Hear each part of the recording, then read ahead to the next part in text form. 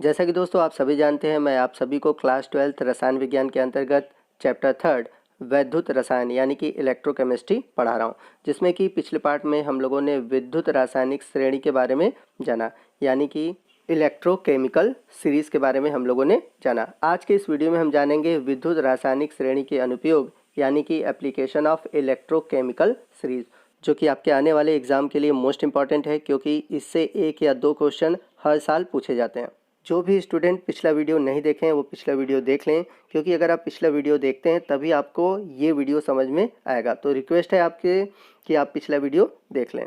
तो पिछले वीडियो का यानी कि विद्युत रासायनिक श्रेणी से रिलेटेड जो वीडियो है उसका लिंक मैंने इस वीडियो के डिस्क्रिप्शन बॉक्स में दे रखा है, तो उस लिंक पर क्लिक करके आप वीडियो को देख सकते हैं। तो आइए हम बात करते हैं विद्युत रासायनिक श्रेणी के अनुप्रयोग की।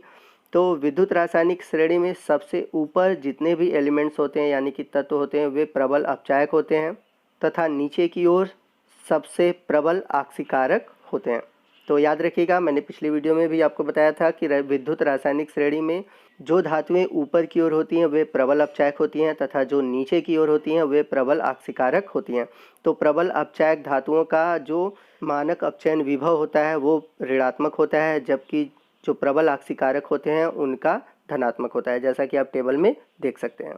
तो टेबल में आप देख सकते हैं कि जो प्रबल अपचायक हैं वो ऊपर की ओर हैं और जो आपके प्रबल आक्सीकारक हैं वो नीचे की ओर हैं, और प्रबल अपचायक के जो मानक अपचयन विभव का मान है वो अधिक ऋणात्मक है, और जैसे जैसे हम नीचे की ओर जा रहे हैं तो मान धनात्मक होता जा रहा है। अब मैं यहाँ पर आपको बता दूं कि क्वेश्चन आपके एग्ज़ाम में कैसे पूछे जाते हैं। तो क्वेश्चन आपके 1 नंबर के भी पूछे जाते हैं, लॉन्ग क्वेश्चन भी पूछे जाते हैं। लॉन्ग क्वेश्चन में आपसे पूछा जाता है कि विद्युत रासायनिक श्रेणी क्या है, उसके अनुप्रयोग बताइए।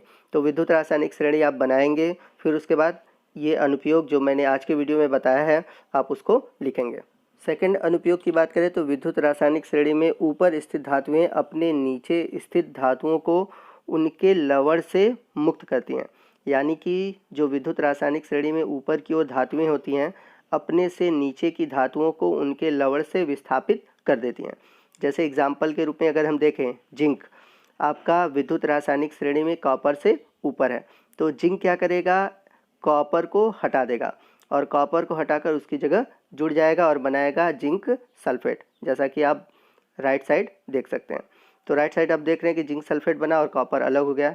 लेकिन इसी अभिक्रिया को अगर हम उल्टा करें, यानी कि कॉपर को अलग रखें, जिंक सल्फेट को हम एक साथ रखें, तो यहाँ पर आप देख रहे हैं कॉपर जो है, हम सभी जानते हैं कॉपर विद्युत रासायनिक श्रेणी में जिंक से नीचे है, तो कॉपर कभी भी जिंक को जिंक सल्फेट से नहीं हटा सकता, तो नीचे वाला रिएक्शन पॉसिबल नहीं है।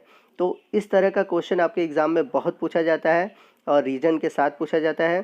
तो आप हमेशा यही रीज़न लिखेंगे कि जब भी कोई धातु विद्युत रासायनिक श्रेणी में ऊपर की ओर होता है तो अपने से नीचे की धातुओं को विस्थापित कर देता है। तो विस्थापित करने का कारण यही है।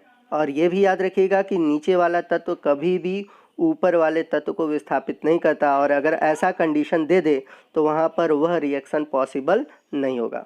तो ये हो गया हमारा सेकंड अनुप्रयोग। बात करते हैं हम थर्ड अनुप्रयोग की। तो विद्युत रासायनिक श्रेणी में हाइड्रोजन से ऊपर स्थित धातुएं अम्लों से क्रिया करके हाइड्रोजन गैस मुक्त करती हैं, लेकिन हाइड्रोजन से नीचे स्थित धातुएं ऐसा नहीं करती। तो जैसा कि आप विद्युत रासायनिक श्रेणी में देख सकते हैं कि हाइड्रोजन से ऊपर के जो तत्व हैं, ठीक है, वो क्या करती हैं, जब भी अम्ल से क्रिया करती हैं तो हाइड्रोजन गैस विस्थापित करती हैं, लेकिन जो हाइड्रोजन से नीचे के तत्व हैं वो अम्ल से क्रिया करके हाइड्रोजन गैस विस्थापित नहीं करते। और एग्ज़ाम में इससे भी क्वेश्चन आपका बनता है। आइए एग्जाम्पल से समझते हैं। तो यहाँ पर आप देख सकते हैं जिंक सल्फेट H2SO4 से अभिक्रिया कर रहा है, यानी कि अम्ल से अभिक्रिया कर रहा है, और जब ये अम्ल से अभिक्रिया कर रहा है तो जिंक सल्फेट से हाइड्रोजन को हटा दे रहा है और हाइड्रोजन गैस मुक्त हो रहा है, ठीक है। तो यहाँ पर हम देखें जो जिंक है विद्युत रासायनिक श्रेणी में हाइड्रोजन से ऊपर है, ठीक है, इस वजह से ये अम्ल से हाइड्रोजन गैस को विस्थापित कर रहा है।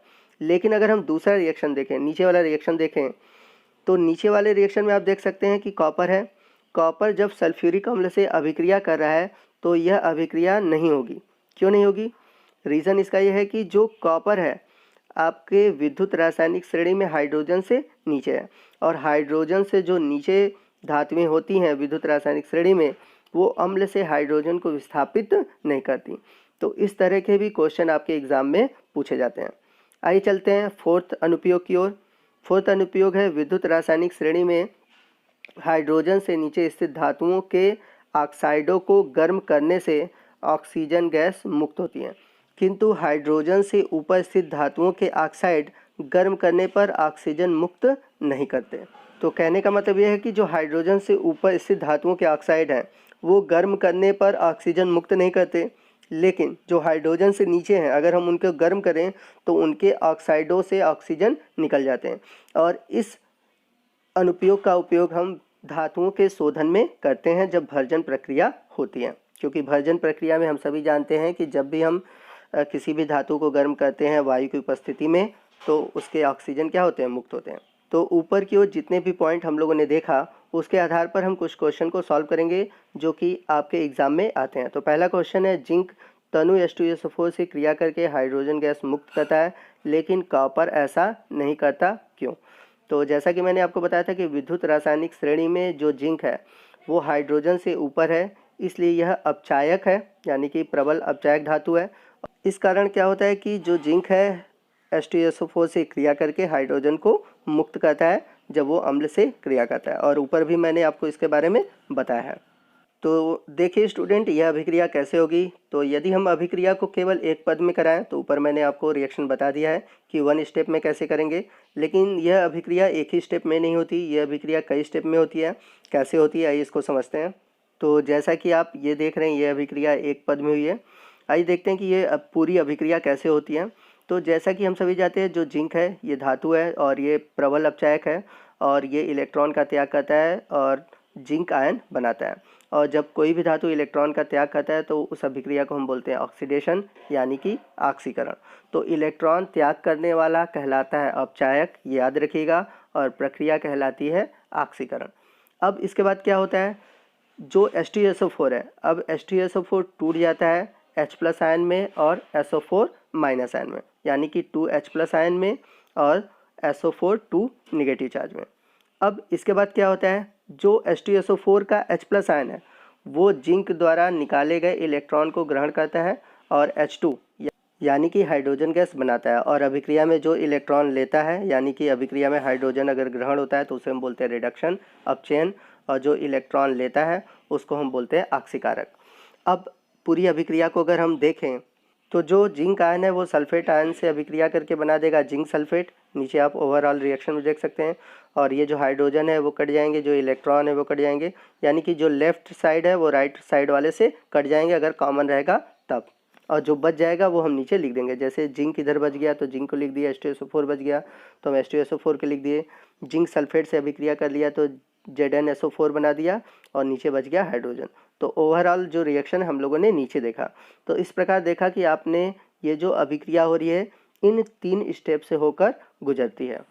अब यहाँ पर क्वेश्चन में कॉपर के लिए भी दिया हुआ है कि कॉपर ऐसा अभिक्रिया क्यों नहीं देता, क्योंकि हम सभी जानते हैं कि विद्युत रासायनिक श्रेणी में जो कॉपर है वो हाइड्रोजन से नीचे है, और हाइड्रोजन से नीचे होने के कारण यह एक प्रबल ऑक्सीकारक है, यानी कि ये प्रबल अपचायक नहीं है, जिसके कारण ये आसानी से इलेक्ट्रॉन का त्याग नहीं करता, और आसानी से इलेक्ट्रॉन त्याग न करने की वजह से यह अभिक्रिया नहीं देता। तो आप इसका रीज़न यही लिखेंगे। तो मैं रीज़न को नीचे लिखा हुआ हूँ, आप नोट कर लीजिए। विद्युत रासायनिक श्रेणी में कॉपर हाइड्रोजन से नीचे स्थित है, इसलिए कॉपर ऑक्सीकारक धातु है, इस कारण ये H2SO4 से क्रिया करके हाइड्रोजन गैस मुक्त नहीं करता। तो आपको यही आंसर लिखना है।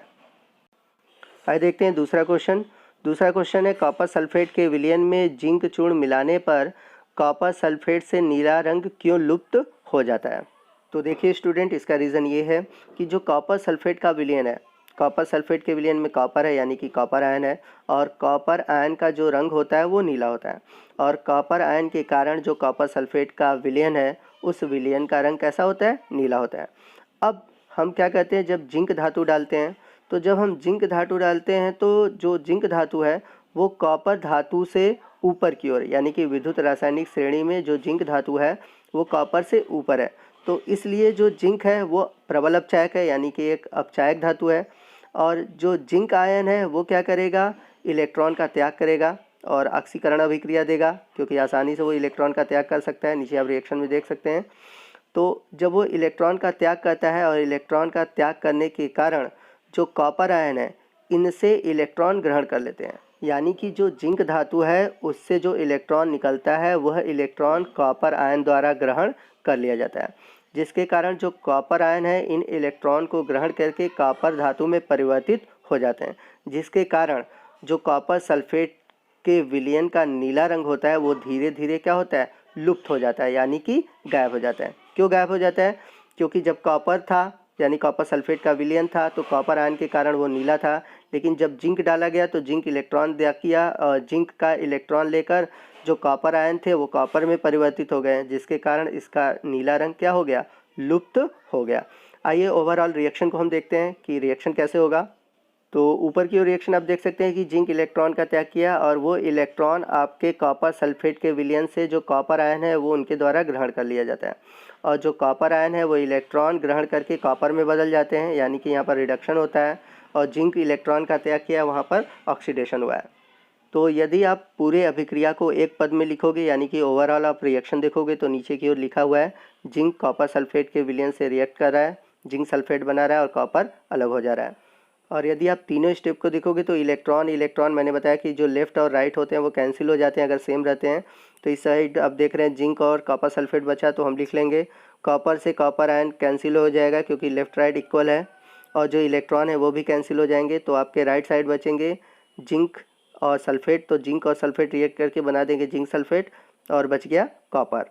तो ये ओवरऑल रिएक्शन नीचे की ओर दिया गया है। तो अगर आप ओवरऑल रिएक्शन याद करके ये भी रिएक्शन लिख देते हैं तो भी आपको पूरा नंबर मिलेगा, बट आपको पूरी कोशिश करिए कि पूरा रिएक्शन कैसे हुआ है उसको आप लिखें, क्योंकि एग्ज़ाम में आपको इसके फुल पॉइंट दिए जाते हैं।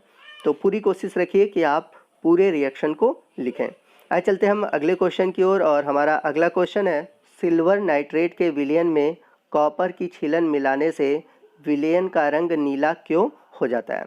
तो इसका रीज़न हमें बताना है। तो यदि हम बात करें विद्युत रासायनिक श्रेणी की, तो उसमें जो कॉपर धातु है वो सिल्वर धातु के ऊपर स्थित है, और ऊपर स्थित होने के कारण ये क्या कहता है कि जो कॉपर है वो अपचायक धातु है, यानी कि इसमें इलेक्ट्रॉन त्यागने की क्षमता बहुत अधिक है, और ये अभिक्रिया कौन सी देगा, ऑक्सीकरण अभिक्रिया देगा, जिससे कि ये इलेक्ट्रॉन का त्याग करके कॉपर आयन बनाएगा, और कॉपर आयन यानी कि कॉपर के इलेक्ट्रॉन त्यागने से जो इलेक्ट्रॉन प्राप्त होता है वह क्या कहता है, वो सिल्वर आयन द्वारा ले लिया जाता है, जिससे कि सिल्वर बन जाता है।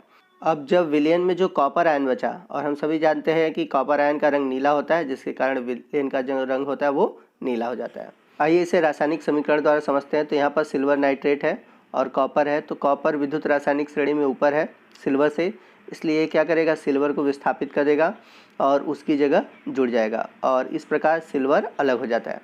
अब पूरे अभिक्रिया को अगर हम अलग अलग स्टेप में देखें तो जो कॉपर है वो एक प्रबल अपचायक है और बहुत तेज़ी से इलेक्ट्रॉन का त्याग करेगा और ऑक्सीडेशन अभिक्रिया देगा।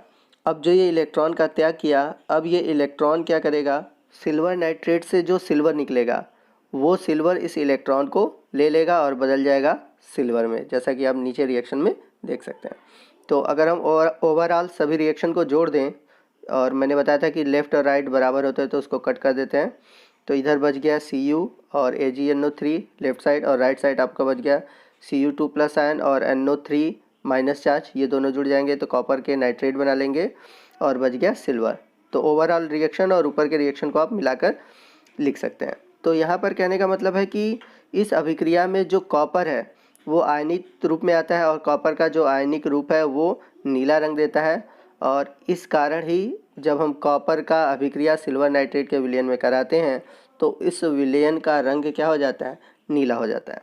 और ऐसा इसलिए पॉसिबल है क्योंकि जो कॉपर है वो क्या करता है कि सिल्वर को हटा देता है, और इसके पश्चात कॉपर नाइट्रेट बनाता है, और कॉपर नाइट्रेट कौन से कलर का होता है, नीले रंग का होता है।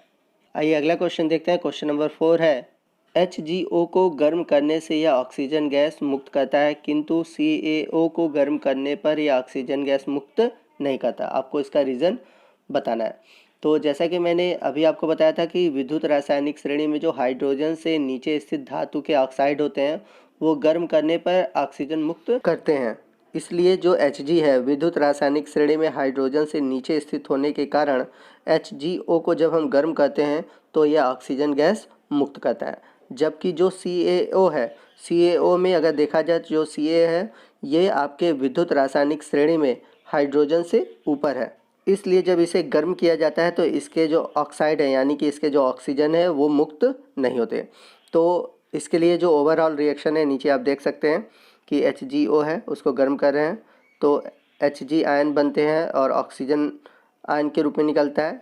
अब ये जो ऑक्सीजन का आयन है वो 2 इलेक्ट्रॉन यानी कि एक ऑक्सीजन से 2 इलेक्ट्रॉन, तो 2 ऑक्सीजन से कितने हो गए 4 इलेक्ट्रॉन मुक्त कर देता है और ऑक्सीजन गैस मुक्त होती है।